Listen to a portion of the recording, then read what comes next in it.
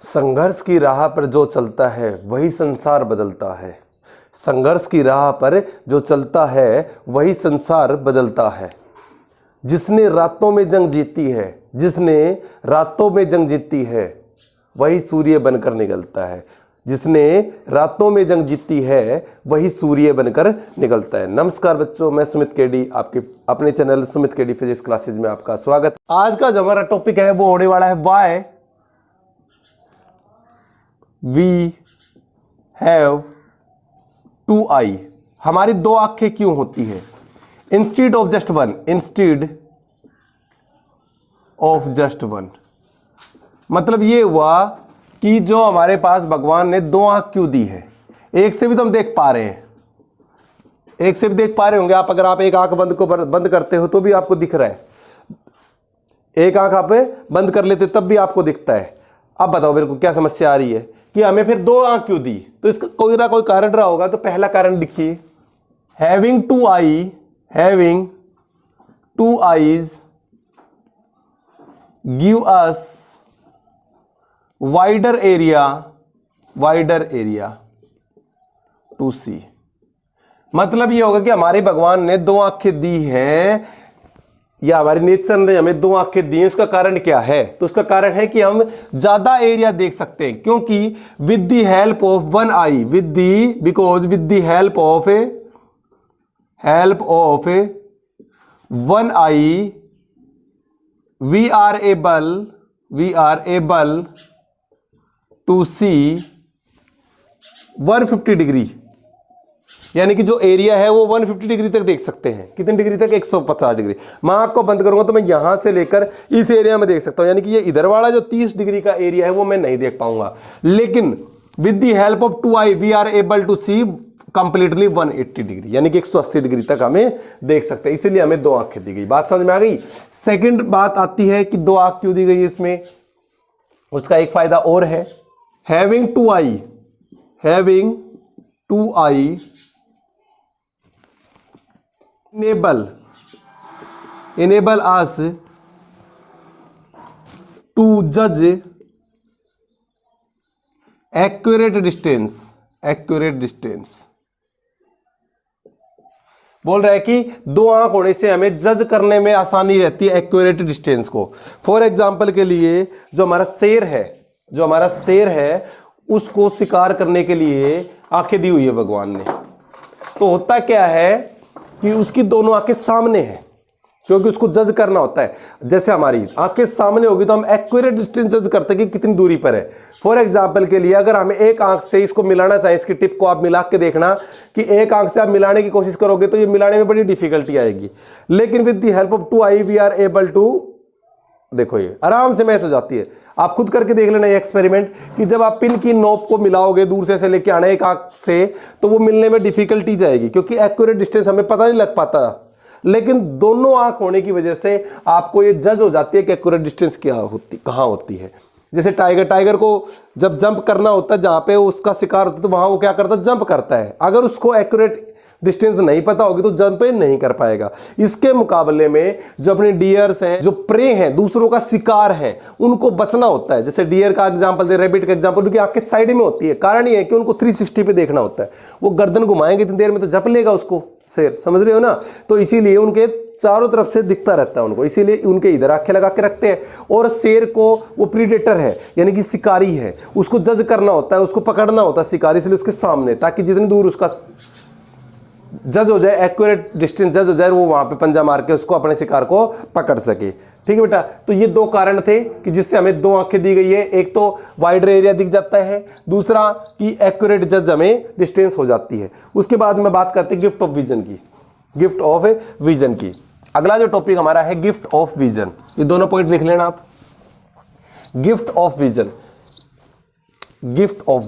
मतलब जो God gift हमारे पास, गिफ्ट ऑफ विजन मतलब दिखाई देने का। क्या मतलब है इसका? तो भाई देखिए, सुने ध्यान से। भगवान ने हमें एक गिफ्ट दिया है देखने का, लेकिन कुछ ऐसे भी लोग हैं जो देख नहीं पाते। There are millions of people in our country who can not see at all. But most important thing is that their eye can be restored if we donate our eyes after our death. मतलब ये हुआ कि इस दुनिया में लाखों करोड़ों लोग ऐसे हैं, there are millions of people, लाखों करोड़ों लोग ऐसे हैं, they are not able to see, वो देखने में असक्षम है, देख नहीं पाते, they are not able to see. But सबसे इंपॉर्टेंट बात पता है क्या है, their eye can be restore, उनकी आंखें ठीक की जा सकती है if we donate our eye after our death. मैं कह रहा नहीं समझे कि अगर हम अपनी आंखें, अपने बॉडी पार्ट्स दान कर दें मरने के बाद में, तो हो सकता है कि कई लोगों को रोशनी मिल जाए। क्योंकि एक बात और बता देता हूं कि जो हम दान करते पूरी आंख दान नहीं होती है। आंख का कौन सा पार्ट दान होता है, तो आपने आई वाले चैप्टर में पढ़ा होगा, कॉर्निया। सबसे जो आउटर पार्ट होता है, एक लेयर होती है आंख के ऊपर, वो कॉर्निया, ठीक है बेटा। तो कॉर्निया दान होती है, आपको पता होना चाहिए। तो ये आई हम दान कर देनी चाहिए। अगर हम दान करेंगे तो जो लाखों लोग हैं उनको रोशनी मिल जाएगी, उनके अंधेरे जीवन में उजियारा हो जाएगा।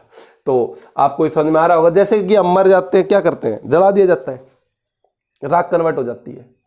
लेकिन अगर वही हमारे बॉडी पार्ट्स को किसी को दे दिए जाए तो किसी के काम आ जाएंगे। जिस प्रकार से हम किताब पढ़ लेते हैं, 9th क्लास की पढ़ चुके हैं हम, तो उनको जलाते नहीं, किसी दूसरे को दे देते हैं या अपने पास रख लेते हैं। उसी प्रकार से हम उनको रख तो नहीं सकते हैं नाक्स को निकाल के, तो किसी को दे सकते हैं, समझ रहे हो ना। तो इसी प्रकार से जैसे हम किताबें दूसरों को हेल्प करने के लिए दूसरों को दे देते हैं, इसी प्रकार से अगर ऐसी ट्रेजेडी हो जाए तो देने में कोई बुराई नहीं है। अगर ये सोच बदल जाए तो बहुत सारे लोगों की रोशनी आ सकती है, ठीक है बेटा। तो अब हम बात करते हैं कि कौन कौन आई डोनेट नहीं कर सकता। पहले तो बताया तो कौन डोनेट कर सकता है, a person of any as, any as, कोई भी एज का हो, कोई भी सेक्स का हो, any as any sex, can donate their eyes, can donate their eyes. कोई भी पर्सन हो भाई, कैन डोनेट देयर आइज। कोई भी एज का, छोटा बड़ा, सब कोई सेक्स, मतलब मेल फीमेल कोई भी हो भाई, सब क्या कर सकते हैं, दान कर सकते हैं आंख। एक बात तो ये होनी चाहिए। अब बात आती है कि कौन दान नहीं कर सकता। फिर सब कोई दान कर सकता भाई, मेल हो चाहे फीमेल हो, कोई भी एज का, छोटा हो बड़ा हो, सब दान कर सकते हैं। लेकिन कौन दान नहीं कर सकता, तो यहां लिख देना, who can not donate their eyes. कौन दान नहीं कर सकता, तो पहला पॉइंट सुनिए, any person suffering from communicable disease, communicable disease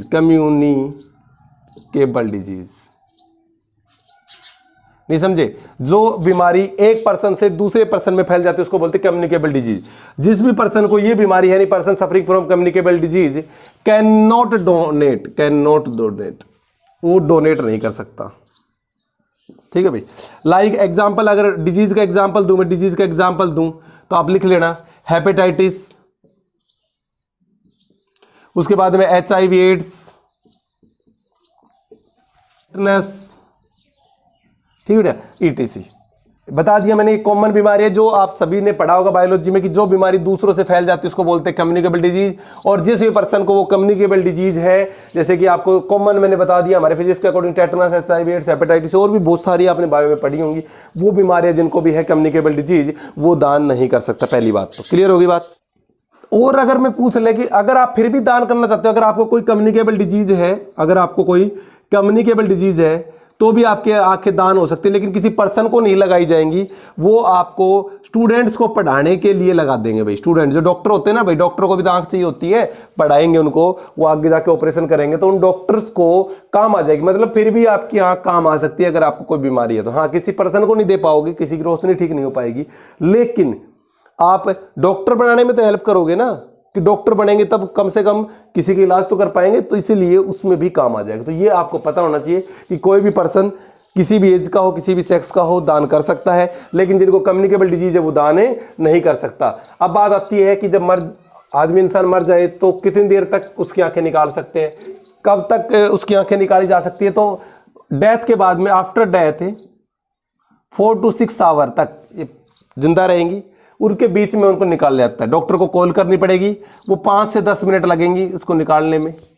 और सबसे बड़ी बात है कि इसमें कोई जो शरीर है, जो हमारी बॉडी है, उसका कोई डिसफिगरमेंट नहीं होगा, कई लोग सोचते हो कि गड्ढे कर देंगे, नहीं, वो एक पतली सी झिल्ली है, जैसे हमने प्याज के अंदर एक छिलका सा लगा होता है, फिर प्याज, तो जो प्याज के अंदर जो छिलका होता है इस प्रकार से हमें उसका भी एक छिलका होता है, हमारे आँख के ऊपर लेयर होती है जिसको हम कॉर्निया कहते हैं, उससे आप उतार लेते हैं, उसमें कोई बड़ी बात नहीं है बेटा। हम पढ़ने वाले ग्लास प्रिज्म का बड़ा ही इंपॉर्टेंट टॉपिक है ग्लास प्रिज्म।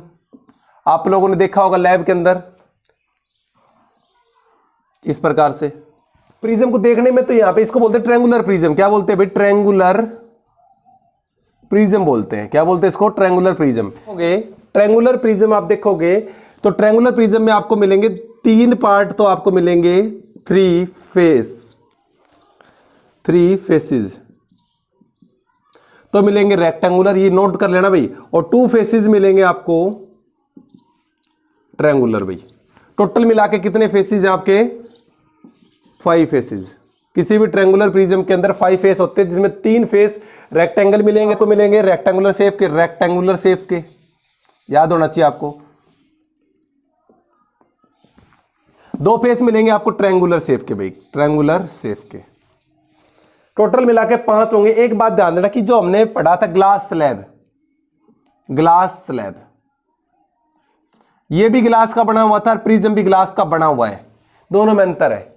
जब इसमें से लाइट निकलती थी तो इसमें पैरेलल हो जाती थी, जबकि इसमें से जब लाइट निकलेगी तो ये बेंड हो जाएगी toward the base of the prism. याद कर लेना कि when light pass through prism it always bend toward base of prism भी, base of prism। यहां ये कह सकते हैं कि लाइट हमेशा ऑलवेज बेंड, जो आपको याद रहे, always bend toward thick portion of prism. मतलब ये हुआ कि जो थिक पोर्शन है, मोटा वाला पोर्शन, उसकी तरफ मुड़ जाएगी, कैसे भी प्रिज्म को लगा लो।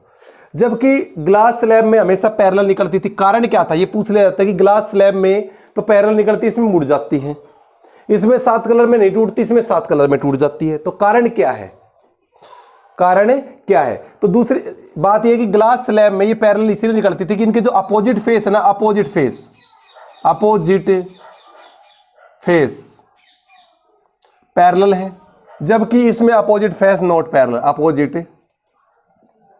Face not parallel. क्लियर हो गई बात कि इसमें अपोजिट फेस पैरेलल होते थे, इसलिए उसमें जो लाइट थी वो पैरेलल निकलती थी। इसमें अपोजिट फेस पैरेलल नहीं होते, इसलिए लाइट बेंड हो जाती है। क्लियर हो गई बात? क्योंकि इसमें पैरेलल क्यों नहीं होती, जबकि इसमें पैरेलल क्यों होती थी? क्योंकि इसमें अपोजिट फेस क्या होते हैं भाई? पैरेलल होते हैं आपस में, जबकि इसमें देखो कोई भी पैरेलल नहीं है। तो आपको ये बात समझ में आ गई कि opposite face not parallel, that's why जो emergent ray is not parallel to the incident ray. इसको बोलते हैं इंसिडेंट रे, और इसको क्या बोलते हैं? इमर्जेंट रे। यहां क्या होती थी? इंसिडेंट रे, ये क्या होती थी? इमर्जेंट। आप देखोगे तो आपने देखा होगा, इसको बनाया था, ये दोनों क्या होती थी? यहां से पैरेलल। इंसिडेंट रे और इमर्जेंट रे पैरेलल होती थी, क्योंकि इसमें अपोजिट फेस पैरेलल होते हैं, जबकि इसमें अपोजिट फेस पैरेलल नहीं होते, इसलिए क्या नहीं होती है? पैरेलल नहीं होती है। क्लियर होगी बात? ये ऐसे मुड़ जाएगी, इसके बारे में आगे डिस्कस कर लेंगे। अब हम टॉपिक पढ़ने वाले हैं refraction through the glass prism. जान गए ट्रायंगुलर प्रिज्म को ही ग्लास प्रिज्म कहा जाता है। जो ट्रायंगुलर प्रिज्म उसको प्रिज्म कहा जाता है। 5 फेस होते हैं, 3 आपके रेक्टेंगुलर, 2 ट्रायंगुलर, आपने देखा होगा। अब होता क्या है देखिए, हम पढ़ेंगे refraction through glass prism. Glass prism के बारे में तो अच्छी तरह से जान ही गए आप लोग। क्या होता है? 5 फेसेस होते हैं, उसके अंदर 3 रेक्टेंगुलर, 2 ट्रायंगुलर। तो बात करते हैं कि ग्लास प्रिज्म में कैसे रिफ्रैक्शन होता है। जब कोई लाइट एक ग्लास प्रिज्म में से जाती है, तो यहां से गई, एक मान लो यहां से ग्लास प्रिज्म में से जाती है, तो ये इस तरह से गई और ये बैंड हो जाती है बेस ऑफ द प्रिज्म का, अभी बताया था आपको। ये इंसिडेंट रे थी, इसको प्रोड्यूस कराओगे तो ये हो गया एंगल ऑफ डेविएशन। इसको क्या बोलते हैं भाई? Angle of deviation. डेल्टा से रिप्रेजेंट कराओ, एंगल ऑफ डेविएशन। क्या बोलते हैं? एंगल ऑफ डेविएशन भाई। इसको बोलेंगे इंसिडेंट रे, इसको बोलेंगे इमर्जेंट रे, इसको बोलेंगे इमर्जेंट रे। ठीक है भाई। यहां आप नॉर्मल ड्रॉ कर सकते हो, यहां से भी नॉर्मल ड्रॉ कर सकते हो, ताकि एंगल ऑफ इंसिडेंट पता लगे। द एंगल बिटवीन इंसिडेंट रे और ये एंगल ऑफ इमर्जेंट हो जाएगा ये आर हो जाएंगे, समझ रहे हो। Angle of incident, angle of emergent, incident ray, emergent रे, इसको बोलते हैं इमर्जेंट रे। कौन सी बोलते हैं इसको? इमर्जेंट रे। ये लिख रखा है मैंने वैसे तो, कि द एंगल बिटवीन, ये नॉर्मल हो गया, नॉर्मल और emergent ray is called angle of emergent, और the angle between incident ray and normal is called angle of incident. आपको पता है the angle between refracted ray and normal is called angle of refraction, the angle between refracted ray and normal is called angle of refraction. तो इस प्रकार से हमने इसको represent कर दिया, ठीक है बेटा। तो अब बात करते हैं, पूछ लेता है कि what is angle of deviation. तो द एंगल बिटवीन, इसकी डेफिनेशन लिख लो, the angle between incident ray and emergent ray, the angle between incident ray and emergent ray is known as angle of deviation, भी is known as angle of deviation. या इसको थोड़ा सा और बढ़िया लिखना चाहो तो the angle between produce incident, देखो ये प्रोड्यूस करवाई गई है ना, एंड प्रोड्यूस इमर्जेंट रे, ये भी बोल सकते हो, नहीं तो ये भी आपका आंसर राइट रहेगा। The angle between incident ray and emergent ray is known as angle of deviation. देखिए इन दोनों के बीच में जो एंगल बन रहा है उसी का नाम क्या है? एंगल ऑफ डेविएशन, ठीक है बेटा। जाता है ये वाला एंगल, जैसे ए, ये बी और ये C. What is angle of prism, ये भी लिख लेना भाई, what is angle of prism. तो लिखिए इसके बारे में, the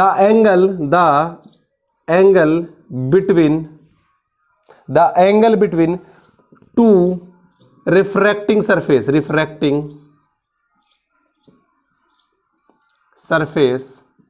is known as, the angle between two refracting surface is known as angle of prism। Refracting surface कौन सा लेना है? तो रेक्टेंगुलर लेना भाई है, रेक्टेंगुलर के बीच में रिफ्रैक्टिंग सरफेस लेना है, टू रिफ्रैक्ट, वो किसके बीच में लेना है? Rectangular. The angle between two rectangular refracting surface is known as angle of prism. Rectangular surface कितने बताए थे मैंने? 3 ना। हर 2 रेक्टेंगुलर सरफेस के बीच में जो एंगल बनेगा उसका नाम क्या हो जाएगा? Angle of prism. तो ये डेफिनेशन भी कई बार पेपर में पूछी जाती है। तो एंगल ऑफ डेविएशन और एंगल ऑफ प्रिज्म की अच्छे से डेफिनेशन याद कर लेना, और ये डायग्राम भी आपके दिमाग में होना चाहिए। कई बार पूछा जाता है कि ये क्या है, ये क्या है, ये क्या है, तो इस प्रकार से हमें पता होना चाहिए। ये वाला और ये वाला, ये तीनों है ना, ये पता है कौन सी शेप दिखा रही है? ये रेक्टेंगुलर, और उनके बीच में जो एंगल बनेगा वो कैसा बनेगा? आपका एंगल ऑफ प्रिज्म ही होगा, ठीक है। अब हम बात करते हैं डिस्पर्जन ऑफ लाइट के बारे में। अगला जो टॉपिक हमारा है डिस्पर्जन ऑफ लाइट का, कि डिस्पर्जन ऑफ लाइट क्या है। क्या बताया? डिस्पर्जन ऑफ लाइट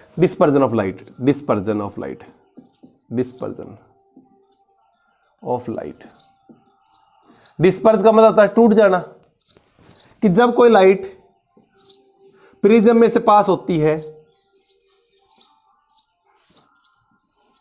तो ये 7 कलर में टूट जाती है। क्या बताया? 7 कलर में टूट जाती है, उसी को हम बोलते हैं डिस्पर्जन ऑफ लाइट। तो इसकी डेफिनेशन क्या लिखोगे डिस्पर्जन ऑफ लाइट की? Split of white light into 7 colour is called, या is known as dispersion of light, is known as dispersion of light.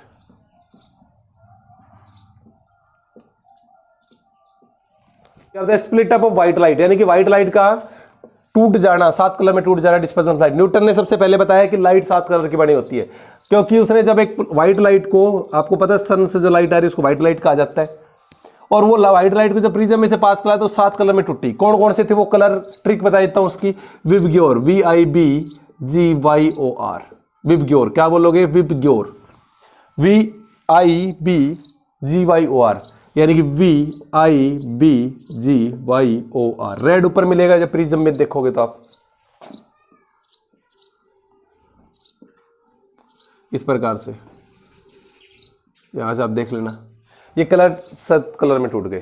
V का मतलब होगा भाई वोयलेट, I का मतलब इंडिगो, ब्लू का मतलब B का मतलब ब्लू, G का ग्रीन, येलो, ऑरेंज और red. Violet, indigo, blue, green, yellow, orange, red, ये 7 कलर आपको सीक्वेंस में याद होना चाहिए। कौन कौन से? Violet, indigo, blue, green, yellow, orange, red. और इन 7 को जब मिक्स कर दिया जाता है तो बनती है वही व्हाइट लाइट। आगे समझ में? अब क्वेश्चन ये आता है कि 7 कलर में टूटता क्यों है, जबकि ग्लास स्लैब में तो नहीं टूटता था 7 कलर में। भाई ग्लास स्लैब में भी लाइट जा रही थी, ग्लास स्लैब में भी यही व्हाइट लाइट जा रही थी, वहां 7 कलर में नहीं टूटता, यहां क्यों टूट गया? कोई कारण रहा होगा। तो बताते हैं कारण क्या है। तो क्या लिखोगे, डिस्पर्जन ऑफ व्हाइट लाइट। क्या है कारण, देखिए भाई, डिस्पर्जन ऑफ व्हाइट लाइट ओकर because colours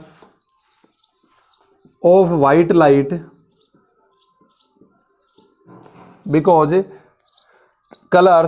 light travel at different speed. ये ध्यान देना भाई, at different speed, travel at different speed through the glass slab,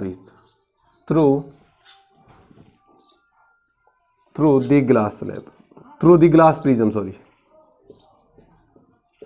कि जो डिस्पर्जन ऑफ वाइट लाइट क्यों होता है, क्योंकि ये नोट कर लेना, कई बार पूछ लेता है डिस्पर्जन क्यों होता है, क्योंकि जो कलर होते हैं ना व्हाइट लाइट में, कितने कलर है, 7। इन सातों की जो स्पीड होती है, जो 7 कलर होते हैं, violet, indigo, blue, green, yellow, orange, red, इन सातों की ग्लास प्रिज्म में अलग अलग स्पीड होती है। यानी कि इन सातों की स्पीड किसी भी ग्लास प्रिज्म हो गया, उनमें क्या होती है, अलग अलग होती है। इन सातों की अलग अलग स्पीड होने की वजह से 7 colour have different speed in different medium. That's why all 7 color emerge at different angle. इनकी अलग अलग स्पीड होने की वजह से देखो सबका जो इमरजेंट एंगल है, एंगल ऑफ इमरजेंस है, वो सबका क्या है, अलग अलग है। देखो ये हो गई आपकी ओरिजिनल रे, तो ये एंगल, तो सबसे मिनिमम एंगल ऑफ डेविएशन किसका है, मिनिमम, या लिख दो मिनिमम एंगल ऑफ डेविएशन। तो आप नोट डाउन कर लेना, सबसे मिनिमम किसका हो रहा है, रेड का। रेड का भी सबसे कम मिनिमम है, देख रहे हो ना, सबसे कम एंगल इसको, सबसे ज्यादा किसका है, देखिए इस ओरिजिनल रे से यहां तक, ये तो एंगल ऑफ डेविएशन है, कितना है, वोयलेट। तो एंगल ऑफ डेविएशन किसका हो गया, वोयलेट का मैक्सिमम। भाई क्लियर होगी बात। मिनिमम डेविएशन है रेड कलर का, तो हम कह सकते हैं रेड कलर, ये लिख देना भाई, रेड कलर, जो भी पॉइंट लिखवा रहा हूं, रेड कलर डेविएट लीस्ट।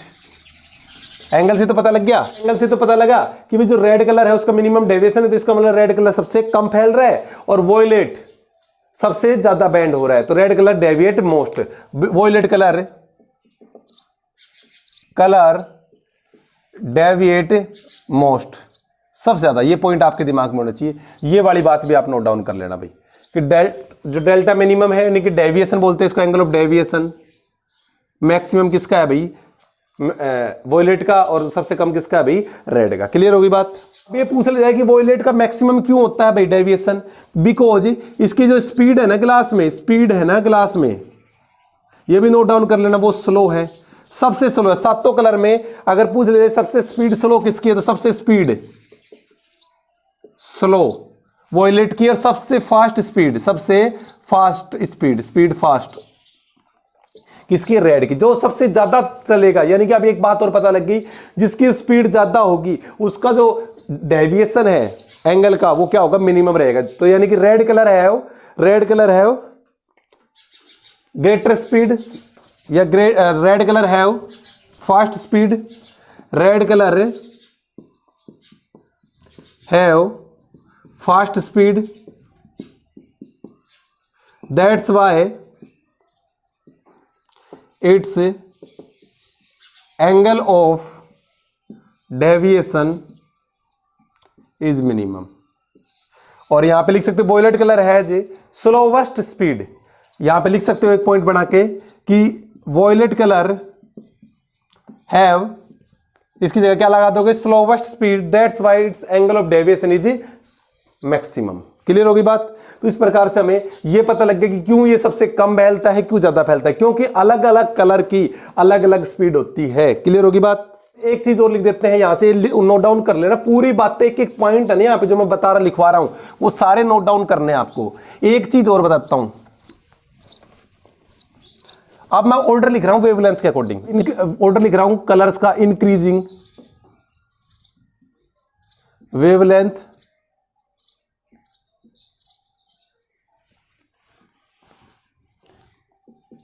और डिक्रीजिंग फ्रीक्वेंसी। तो सबसे पहले लिख देते हैं इंक्रीजिंग वेवलेंथ। तो ट्रिक याद कर लेना, VIBGYOR, बस यही है। इनका वेवलेंथ सबसे ज्यादा किसका है? रेड का है भाई, सबसे कम है वोयलेट का। और पूछ रहा डिक्रीजिंग फ्रीक्वेंसी, यही है डिक्रीजिंग फ्रीक्वेंसी। जिसकी वेवलेंथ ज्यादा है, जिसकी वेवलेंथ ज्यादा है उसकी फ्रीक्वेंसी क्या रहेगी? कम रहेगी, इनवर्सली प्रोपोर्शनल है। तो रेड की वेवलेंथ सबसे ज्यादा है तो इसकी फ्रीक्वेंसी है ना सबसे कम है भाई। ये ट्रिक याद कर लो, विबग्योरी। इंक्रीजिंग वेवलेंथ है वोयलेट की सबसे कम, फिर इंडिगो, फिर yellow, green, orange, red. Red की वेवलेंथ सबसे ज्यादा है और इसीलिए सबसे कम भी फैलता है। कई बार क्वेश्चन पूछेगा why danger signal are red, क्योंकि इसकी वेवलेंथ ज्यादा है, that's why it is not scattered. वो आगे आएगा, टॉपिक वहां डिस्कस कर लेंगे। अभी हम बात करें इंक्रीजिंग वेवलेंथ। तो सबसे ज्यादा इंक्रीजिंग वेवलेंथ किसकी? रेड की। और सबसे कम किसकी है? वोयलेट की। फ्रीक्वेंसी सबसे ज्यादा किसकी होती है? वोयलेट की। जिसका वेवलेंथ ज्यादा कम है ना उसकी फ्रीक्वेंसी क्या मिलेगी? ज्यादा मिलेगी। आगे समझ में? इंक्रीजिंग में सबसे कम वेवलेंथ किसकी है? वॉयलेट की। तो सबसे ज्यादा फ्रीक्वेंसी किसकी मिलेगी? इसकी मिलेगी, क्योंकि डिक्रीजिंग ऑर्डर है फ्रीक्वेंसी का। सबसे ज्यादा फिर कम, फिर रेड की सबसे कम फ्रीक्वेंसी मिलेगी, रेड की सबसे कम फ्रीक्वेंसी मिलेगी। तो ये नोट डाउन जरूर कर लेना भाई, ठीक है। तो यहां से भी क्वेश्चन कई बार पूछ लेता है कि सबसे ज्यादा फ्रीक्वेंसी किसकी है, सबसे ज्यादा वेवलेंथ किसकी। कंपटीशन में भी यहां से क्वेश्चन पूछे जाते हैं। पिछली बार एक क्वेश्चन आया था भाई, उसको डिस्कस कर लेते कि क्या रिकॉम्बिनेशन हो सकता है 7 कलर को? रिकॉम्बिनेशन ऑफ कॉम्बिनेशन, ये पिछली बार ही बोर्ड में आया था। तो देखिए, जब एक ग्लास प्रिज्म में से लाइट जाती है तो 7 कलर में टूट जाती है। लेकिन अगर उसको रिकंबाइन करना है तो हमें दूसरा प्रिज्म लेना है, अपसाइड डाउन लगाना है। नहीं समझे? अपसाइड डाउन मतलब जिस इसका जो फेस था, ऐसे दूसरे प्रिज्म का जो फेस है उसको ऊपर और उसको अपसाइड डाउन लगा देना है। यानी कि जो ABC है तो यहाँ A, यहाँ B और यहाँ C। दूसरा प्रिज्म लेके आना है, इस प्रकार से लगाना है। तो जब यहां से इसमें से लाइट निकलेगी तो दोबारा से कैसी लाइट निकलेगी? White light. ये पेपर में आया हुआ था क्वेश्चन कि रिकॉम्बाइन कैसे करते हैं। तो आपको एक प्रिज्म को लेना है, जब 7 कलर में टूटे तो उससे अटैच करवा के आपको दूसरा प्रिज्म जोड़ देना है। दूसरा प्रिज्म जोड़ोगे तो कैसी बन जाएगी? White light. कारण क्या हुआ कि ये व्हाइट लाइट में क्यों आया? तो भाई साहब अब ये देखो, आप देखो इसको कैसा दिख रहा है? पैरेलल शेप नहीं होगी, जैसे ग्लास स्लैब जैसा। ग्लास स्लैब में भी तो आप अपोजिट फेस कैसे होते हैं? पैरेलल। तो अभी पैरेलल हो गया कि नहीं हो गया? और जब अपोजिट फेस पैरेलल होती है तो लाइट कैसे निकलती है? पैरेलल निकलती है। इमर्ज कैसे होगी? पैरेलल। 7 कलर में नहीं टूटती, जैसे कि ग्लास स्लैब में नहीं टूटती है, ठीक है बेटा। तो व्हाइट लाइट निकल गई। तो ऐसा होता है ग्लास प्रिज्म में, ये ग्लास स्लैब में काम। तो व्हाइट लाइट को हम क्या बना सकते हैं? व्हाइट जो ग्लास स्लैब था उसको हम देख लिया, ग्लास स्लैब ग्लास प्रिज्म से भी बनाई जा रही है। चीज और छूट गई है कि जब ये 7 कलर में टूटती है ना तो ये जिस स्क्रीन पे बढ़ती है ना उसको हम बोलते हैं स्पेक्ट्रम। क्या बोलते हैं भाई? स्पेक्ट्रम। तो इसकी डेफिनेशन नोट डाउन कर लेना भाई एक बार। द बैंड ऑफ उसी में नोट कर लेना, द बैंड ऑफ जो 7 कलर दिखाई दे रहे हैं ना, 7 colours, the band of 7 colours formed at white screen, formed at white screen, the band of 7 color formed at white screen when a beam of white light is passed through a glass prism is called spectrum। Is called spectrum. Clear होगी बात? क्या बताया? जो band आपको दिखाई देगा ना यहाँ पे VIBGYOR कि बैंड ऑफ 7 कलर, जो बैंड हो गया 7 कलर का, फॉर्म्ड होता है व्हाइट स्क्रीन के ऊपर। ये स्क्रीन लगा दी हमने, कोई भी स्क्रीन लगा दी। और when a beam of white light, यानी कि जब एक बीम व्हाइट लाइट का पास करा गया तो हम उसको क्या बोलेंगे? इसको क्या बोलेंगे? स्पेक्ट्रम। कई बार डेफिनेशन भी पूछी जाती है। तो आई होप आपको क्लियर हो गया होगा। अब एक छोटा सा टॉपिक है रेनबो का, और है मजेदार टॉपिक है। रेनबो कैसे बनता है आप लोगों ने देखा होगा। एक नेचुरल फिनोमिना होता है जो बारिश के बाद में आमतौर पर दिखाई देता है, रेनबो। रेनबो भाई, तो रेनबो कैसे बनता है? इंद्रधनुष। तो होता क्या है कि जैसे हमारी ग्लास प्रिज्म में से जब लाइट पास होती है और 7 कलर में टूट जाती है, तो रेनबो फॉर्मेशन के लिए पहले तो कंडीशन नेसेसरी है कि sun should be shining in the sky. Sun should be, condition पूछ रहे, नेसेसरी कंडीशन लिख देना, यहाँ पे एडिंग डाल देना, necessary condition. Sun should be shining in the sky भाई, शाइनिंग इन द स्काई। ये नोट डाउन कर लेना कि जो सन है वो आसमान में चमकना चाहिए। पहला पॉइंट तो ये हो गया, sun should be shining in the sky. दूसरा, there will be some water droplet in the there will be some water droplet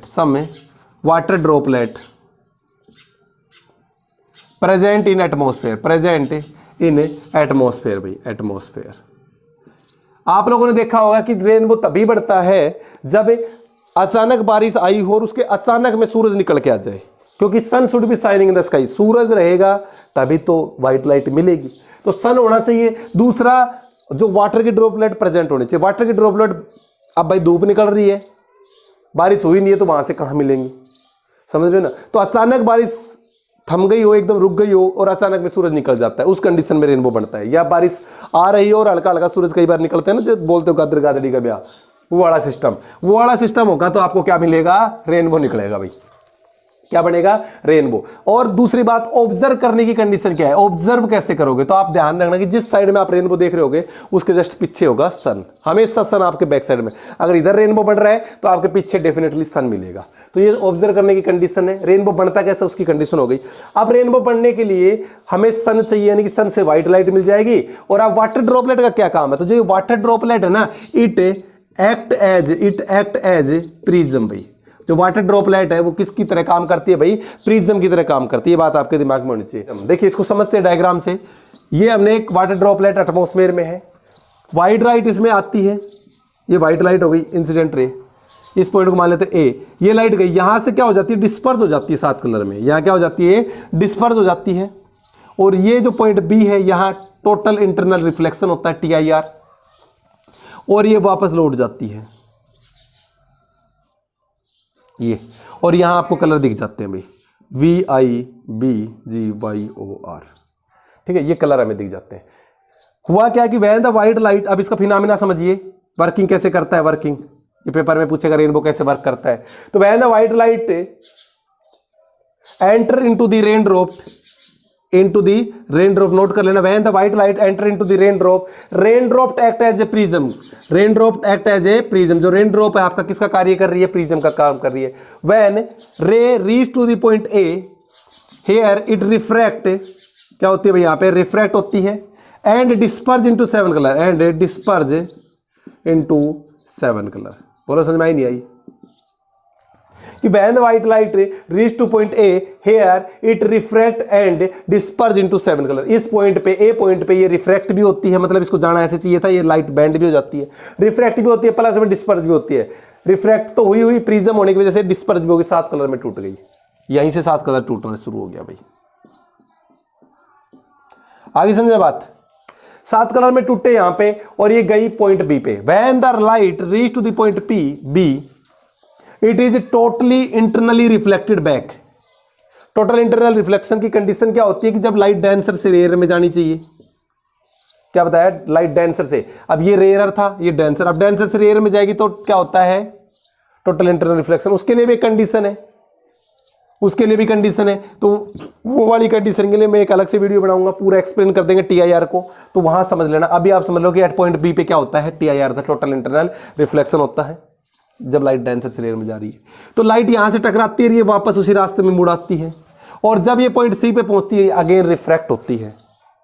light यहां से डेंसर से रेयर में जा रही है, लेकिन यहां टोटल इंटरनल रिफ्लेक्शन नहीं होता, यहां सिर्फ सी पे क्या होता है, रिफ्रैक्शन होता है, और हैंस रेनबो फॉर्म्ड। क्या हुआ, when the light goes into the raindrop at point A, it is disperse and refract. When the light reach to the point B, it is totally internal reflected, and now the light rays reach to point C, it is refract, again refract, hence rainbow is formed। ये rainbow की condition थी। तो इस प्रकार से हमें पता लगे रेनबो में, तो रेनबो बनाने के लिए सबसे पहले क्या काम होता है भाई, जो रेनड्रॉप होता है वो हमारे जो आसमान में बारिश की बूंदे पड़ी रहती हैं, जो एटमॉस्फेयर में रह जाती है, सस्पेंडेड रह जाती है, उन पे लाइट गिरती है, सनलाइट गिरती है, और इस प्रकार से एक कॉम्बिनेशन से क्या बनता है कि रेनबो बनता है, इंद्रधनुष बन जाता है आपका। आई होप आपको ये समझ में आ गई होगी। अगली क्लास में आपसे मिलते हैं एक नए टॉपिक के साथ में, और खुश रहिए। Thank you and have a good day.